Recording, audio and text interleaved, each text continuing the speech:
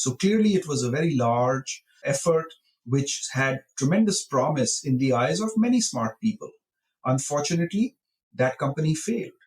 We were not able to build a sustainable business, even though we had significant revenues at one point. The competition was terrific. The competitive landscape was terrible. And eventually the company got sold for nothing and I lost all my money.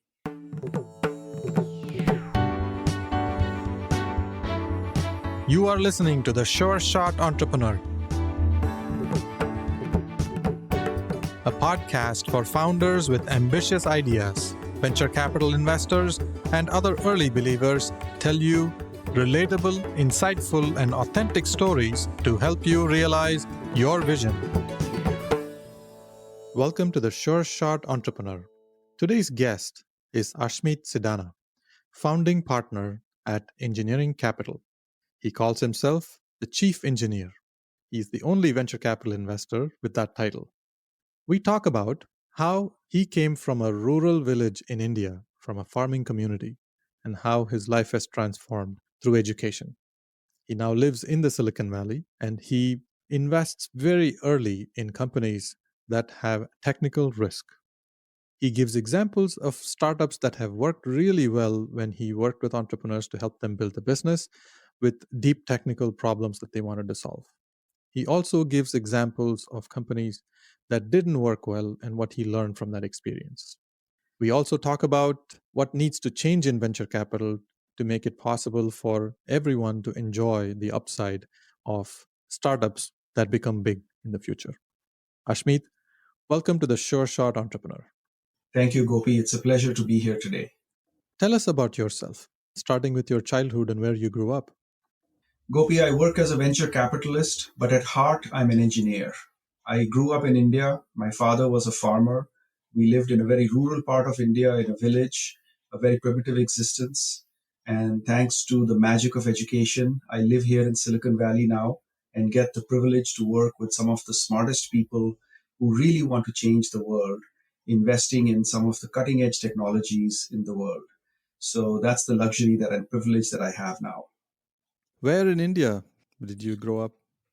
My father was in Rajasthan, a small village, very rural part of Rajasthan, which is a relatively poor state in India itself.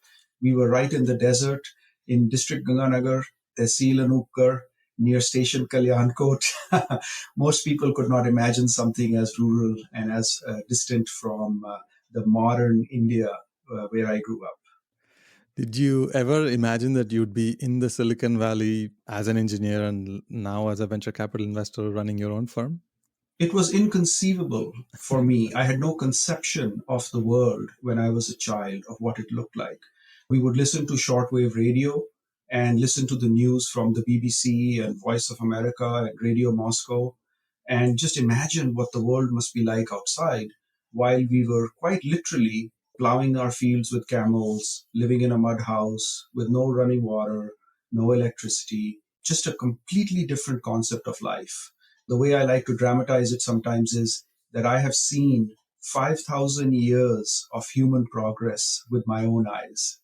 That's incredible. I can relate to some of this, but I can see that coming from a rural place with so much poverty around, this is a dramatically different world where you live in. It's a massive change for you. Yes, and again, it was only enabled because I was very lucky. My parents were educated, and even though there was no education available near where we were, eventually I made my way to Delhi. From Delhi, I came to the US, I came to Silicon Valley, ended up at Stanford, and then have never left after that. I've lived within a few miles of Stanford and really enjoyed the luxury and the privilege of being in this unique ecosystem that Silicon Valley is. It really is a very special place. And there's a reason that there is no other Silicon Valley in the world. I see that you're a loyal Silicon Valley resident, but how did you start Engineering Capital and how is your investment philosophy different from other venture capital firms? Be careful with that word loyal, because while I love Silicon Valley and I do believe it is a very special place in the world, this specialness doesn't last forever. Once upon a time, Detroit was the most innovative and interesting city in America. And before that, Pittsburgh was. And so these things change. and there's no guarantee for the long term in terms of where it will be. And right now, we are actually going through, I think, an existential crisis in Silicon Valley, but that's a broader story. In terms of my philosophy, as I described myself, I'm a very early stage investor, and I like to invest in software companies that are taking technical risk. Believe it or not, most technology companies don't take technical risk. My definition of technical risk is very simple. In other words, can it be built? So if the answer is yes, of course it can be built, then by definition, there is no technical risk. I look for companies where the answer to the question, can it be built, is maybe, maybe not. How does this translate in real life? Can you give us an example of a company that has that technical risk and it's scary for other investors?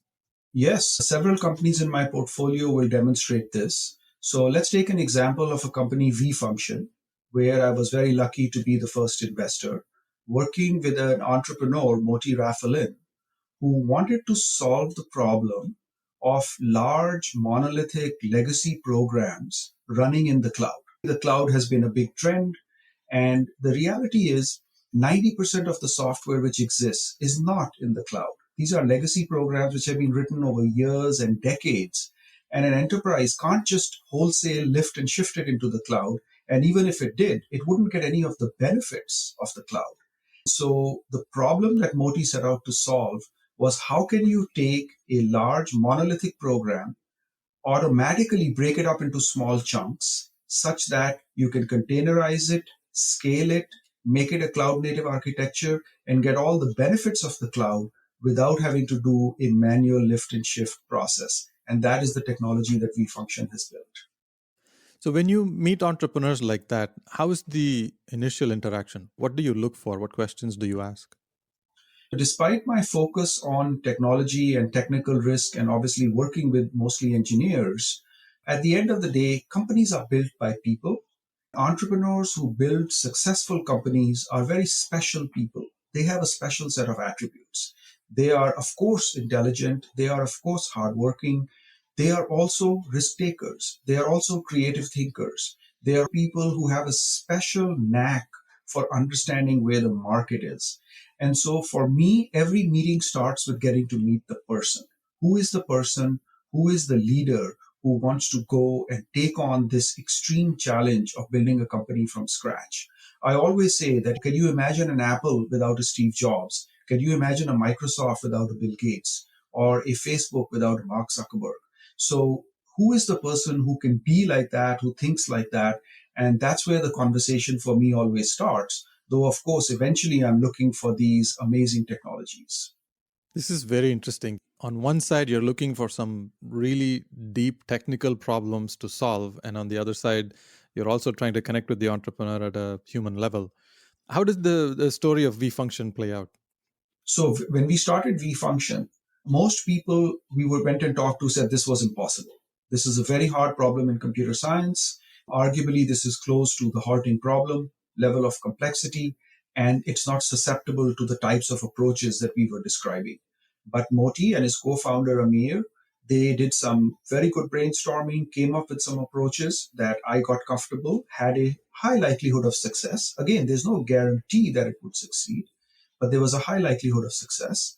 We started on that journey, and it took them 2 years of hard technical development, very frugal, didn't burn a lot of money. They knew they were solving a hard problem. Today, I'm very proud to say that we have got it running in production. There are some very large financial institutions who are running us in production and getting the magic of digital transformation, of being able to accelerate their journey from on-premise legacy applications into the cloud by an order of 10 or even 50x in some cases. We've been able to demonstrate how quickly we can move. Wow, a small company making a dent in the legacy world of financial services. That this is a theme that we've seen that's growing really big in the past few years, and great to see a success story here. You also call yourself a chief engineer. You're the founding partner at Engineering Capital. You're a venture capital investor. Why do you call yourself chief engineer? I'm an engineer myself, so I'm really curious. That connects with how you engage with entrepreneurs and the kind of work that you do to help them. Am I right? That's exactly right. There's multiple reasons why I call myself chief engineer. One, of course, for exactly the reason that you described, which is that most of my practice is working with people who are deeply technical, who are by definition engineers, not necessarily by qualification. In other words, they don't have to have a degree in engineering, but they have to think like an engineer. They have to be problem solvers who are steeped in technology, who are intrigued by the capabilities of software. That's the kind of people who I think of as engineers, and I think of myself as one of them. So that's one reason. The second is a little bit of a joke, a little bit of a pun. The name of my firm is Engineering Capital. I call it venture capital for engineers for the reasons that I just described, but also because as a venture capitalist, my job is to engineer capital. In other words, put a little bit of capital in and get a lot of capital out. And so it's a little bit of a pun on all of those, and hence chief engineer. I like that.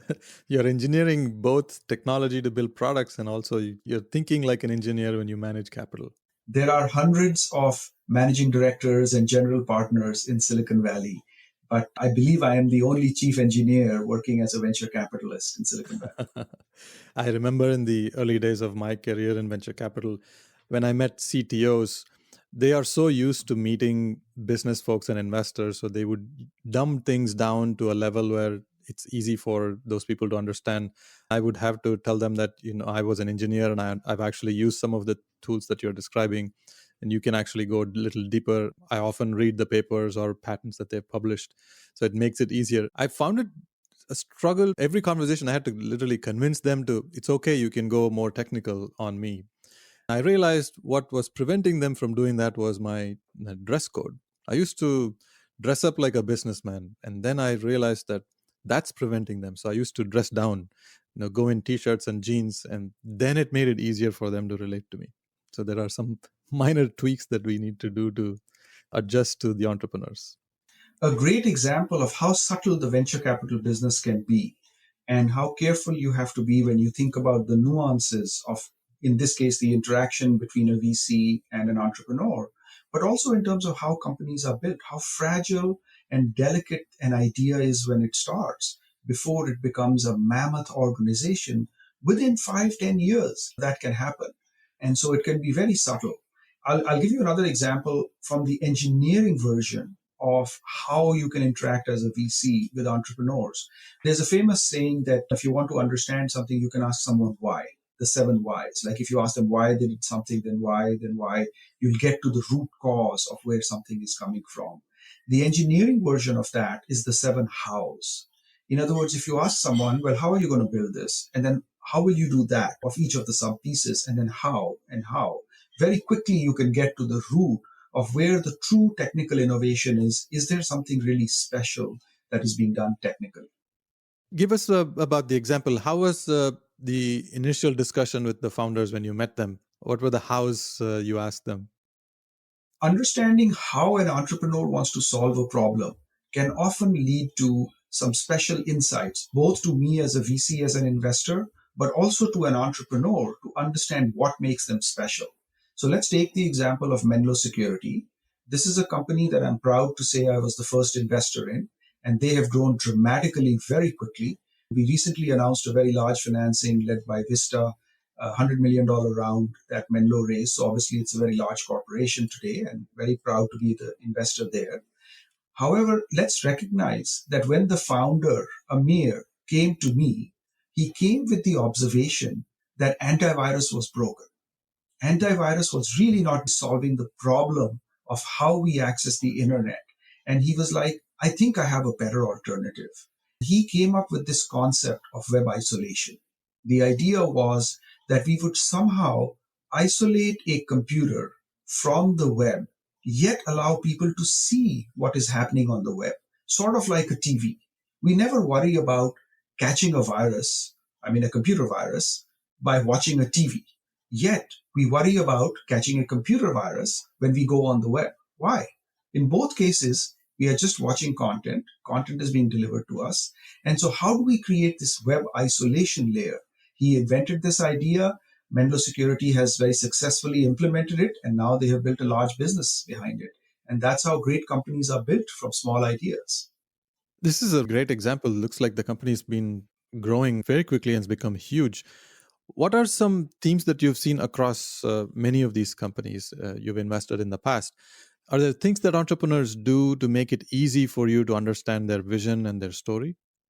Not always. Great entrepreneurs are also great storytellers. Great entrepreneurs are able to take the problem that they're solving, the market opportunity they are seeing, the vision that they want to pursue, and are able to express this in ways that a lot of people can understand. Steve Jobs famously had the reality distortion field around him. In other words, he was able to tell a story in such a nice way that people felt that they were seeing an alternative future when they were talking to him. So that is an amazing thing if you can do it. But let's face it, we are not all Steve Jobs. We aspire to be like him in some cases, or at least certain aspects of him. So, what I tell entrepreneurs is remember, that's a learned skill. That's not something that Steve Jobs had on day one. You can go back and watch YouTube videos of Steve Jobs in 1980, 1984, 1985. The Mac is being launched, the original Apple has been launched, and you can see how he has grown as an executive who is able to articulate a technical vision to a broad audience. So it's a very important skill. It's a learned skill. And what I'm looking for, because I'm such an early stage investor, is an entrepreneur who has both the desire and the capability to learn that skill. They don't have to have it today. If they have it today, that's amazing. That's wonderful. And of course, I'd be even more excited to work with someone who has that. But as long as they want to undertake that journey together, I'm interested in working with them. Storytelling is a great skill to have, and typically engineers are not great storytellers, but that skill can be very powerful in the journey of an entrepreneur, especially if they come from an engineering background. How many companies have you invested in so far through engineering capital, and at what stages do you like to get involved? My current portfolio at Engineering Capital is just over 20 companies. I'm very proud to say that I'm the first significant institutional investor in every single one of these companies. In terms of stage, the way I like to describe it is never too early for me. It is often too late. I'm happy to meet an entrepreneur even before they have an idea, even before they have locked down exactly what they're going to do. And I will help them craft that message, help them identify product market fit, put together an initial plan, and then write them the first check.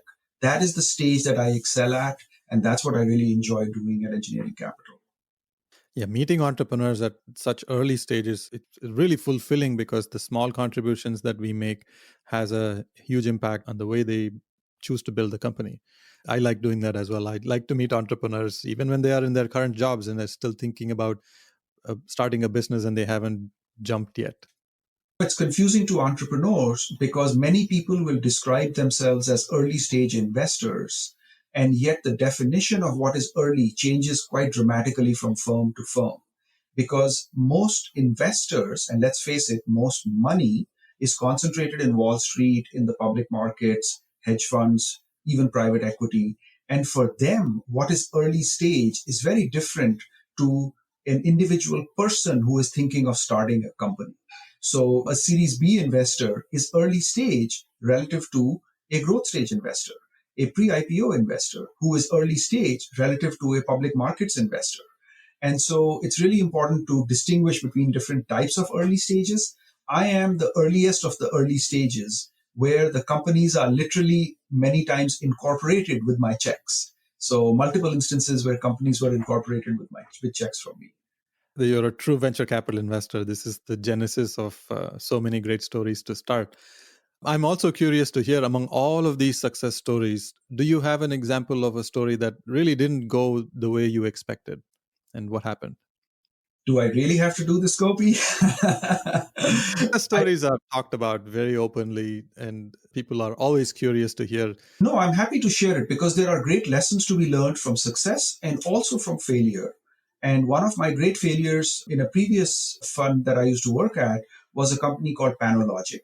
I was the first investor, very early stage, working with two terrific entrepreneurs who then hired an excellent CEO to build a product in a market that we thought was very large. They were building a product for the VDI market. Then I was joined by several good investors along the way, including Goldman Sachs, Mayfield, etc. All of them invested, and the company raised over $100 million over its journey. So clearly, it was a very large effort which had tremendous promise in the eyes of many smart people. Unfortunately, that company failed. We were not able to build a sustainable business, even though we had significant revenues at one point. The competition was terrific. The competitive landscape was terrible. And eventually the company got sold for nothing and I lost all my money. So these types of failures are unfortunately a part of the journey of venture capital. Here's a company that failed despite the fact that we had excellent entrepreneurs, we had an excellent technology, and we were solving a real problem in the customer's needs, and yet we were not able to build a sustainable business. Is there anything you would do differently if you see a similar situation again? I think with the benefit of hindsight, it's obvious that it was mission impossible. That company, I think strategically, the landscape was such that we could not have won. Is that to say that if we had a different go to market, a different team, a different technology, a different timing, could it have worked? Maybe it could have worked. I mean, it's very hard to do this A B type of test in a situation like this. But given the amount of effort and money and time that went into that, I think it was the wrong place at the wrong time for that opportunity. In the world of venture capital, we face a lot of failures, more failures than success stories. We constantly learn from these experiences. We have to take the risk and we cannot be conservative. But that's what makes this line of work very, very exciting. What are some things that entrepreneurs do to make it easy for you to work with them? Entrepreneurs come in all different flavors, and I don't think it's their job to make it easy for me to work with them. Their job is to build a great company. My job is to make it easy for them to work with me. In other words, I'm in the service business. I am here to help an entrepreneur achieve their vision, build a great company, take the risks that we were just talking about earlier, and modify those risks in a way that it reduces them. It increases the odds of their success. If that's difficult work for me, that's par for the course. Look, venture is not an easy business. Yes, it's glamorous. Yes, it's famous and it seems very attractive from the outside, but it has its downsides. It can be a tough business. There are failures, as we were talking about earlier. It's hard work. Most VCs work much harder than entrepreneurs realize in terms of how much effort it actually takes to build a successful fund, to have successful outcomes in the face of all the risk that we take. I don't believe that the burden belongs to the entrepreneur. The burden belongs to the venture capitalist to make them easier to work with for that entrepreneur who is himself or herself taking a very difficult journey, which is to build this company. Yeah, some of the best VCs I've worked with have a similar approach. They view venture capital as a service business with capital attached to it, but it's mainly a service business, just like any other industry is. Do you have pet peeves? Are there some things that you don't like when you hear a pitch or when too much marketing happens and they're trying to package a story really well? I would say, I'm not sure if I would call it a pet peeve exactly, but one of the things which is a turnoff for any VC, including for myself, is when someone is not willing to share what is it that they are doing that is truly special. Now, let's recognize great entrepreneurs may have great ideas, there's proprietary technology, and you want to protect that as an entrepreneur. But sometimes entrepreneurs are unnecessarily suspicious of the relationship with the VC. And the unfortunate truth is that in the past, there have been incidents when VCs have abused this trust. And so entrepreneurs have to be careful. And I'm not in any way suggesting that entrepreneurs should not be careful when they think about what is proprietary, what is special, what makes them different. But I think sometimes entrepreneurs overestimate how confidential they have to keep it and how to communicate what is special about them without giving away the crown jewels. That is possible. It can be done.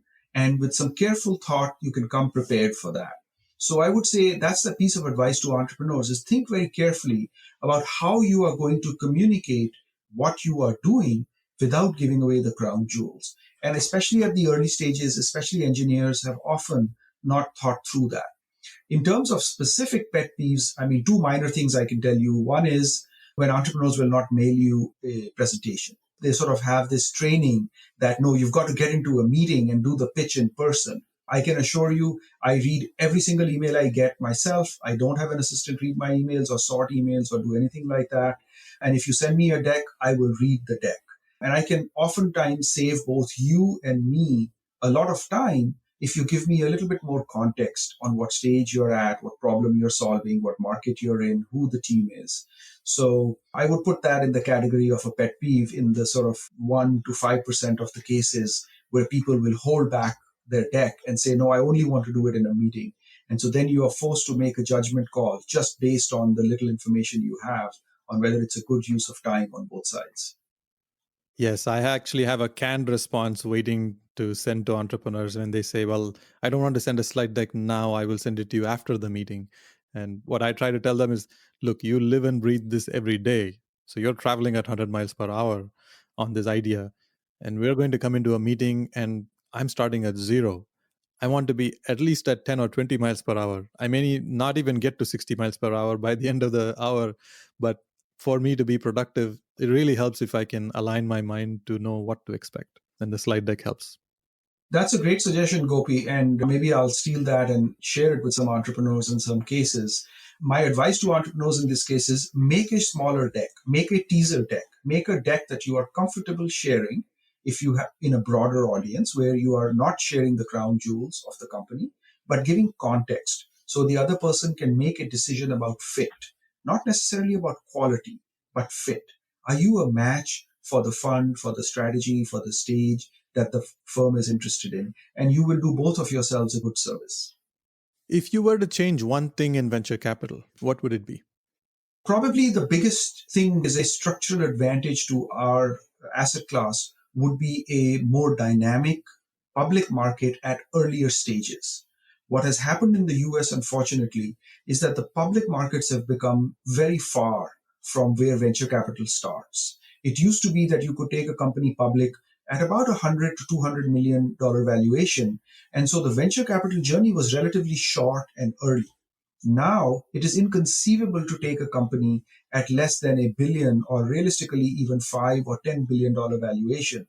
And so that journey has become very long, and all sorts of perverse and bad side effects have come in because of this. And so, if there's one thing I could change, it would be a functional public market which could work at earlier stages. In other words, 500 million, 100 million, 1 billion market cap, and not only at these extremely, extremely large market caps. Yes, companies are staying private longer and the earlier stages is also getting stretched out.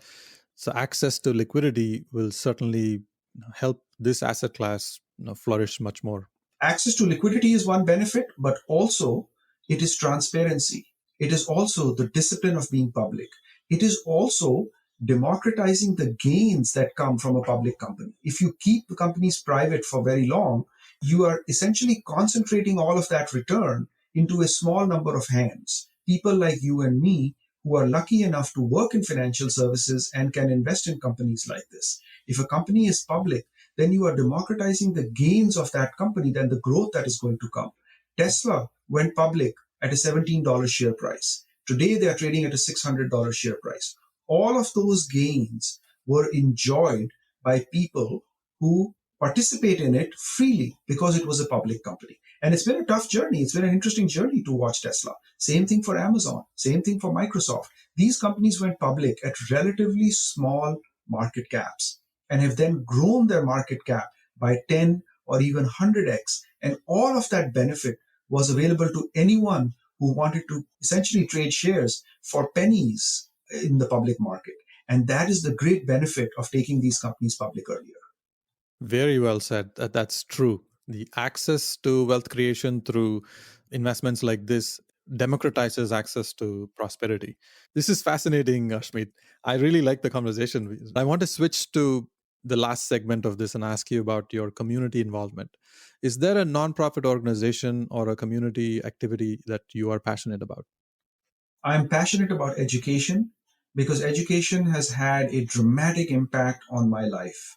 My father helped start a school in the village next to our village. That school, I'm very proud to say, is now recognized as a high school.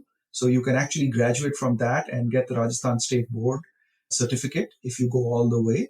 And we are changing lives with that school. It's in 12 GB, Tehsil Anuppgarh, District Sri Ganganagar, if you want to track that school down. But education is my passion, and I would teach people how to fish, not just give them a fish by supporting education.